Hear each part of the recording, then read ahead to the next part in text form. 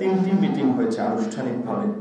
So এই 3টে মিটিংয়েই কিন্তু আমরা সবাই বলেছি যে আমাদের নেতা কর্মীদের উপরে যে অত্যাচারের স্টিম রোলার চলেছে সেটা কাটিয়ে ওঠার জন্য, নেতা কর্মীদের সুস্থতা, মামলা থেকে জামিন নেওয়া, এই সমস্ত বিষয়গুলোর জন্য তো আমাদের একটু সময় নিতে হয়, অনেক সময় একটু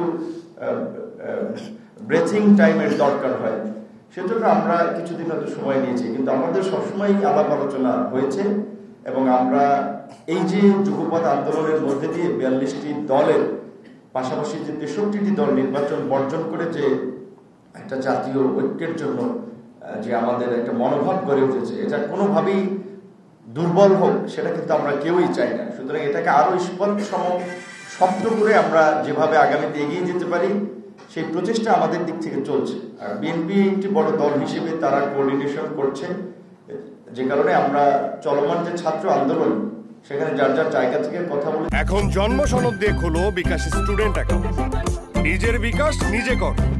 আজকের মিটিংয়েও যে ছাত্রদের উপরে এই যে একটা মিথ্যা মামলা দেওয়া হয়েছে, মূলত আন্দোলনকারীদেরকে ভয় দেখানোর জন্য, আন্দোলনকারীদেরকে হয়রানি করার জন্য, এটারও আমরা নিন্দা জানিয়েছি এবং অনতি বিলম্বে এই ছাত্রদের মামলা প্রত্যাহার এবং যত দ্রুত সম্ভব খালেদা জিয়াকে সুচিকিৎসার জন্য দেশের বাইরে পাঠানো এবং তার সুস্থতা কামনা এবং তার মুক্তির জন্য বিএনপির সকল কর্মসূচির সাথে যুগপৎ আন্দোলনে থাকা দল হিসেবে আমরা একমত পোষণ করি এবং আমরা রাজপথে আছি।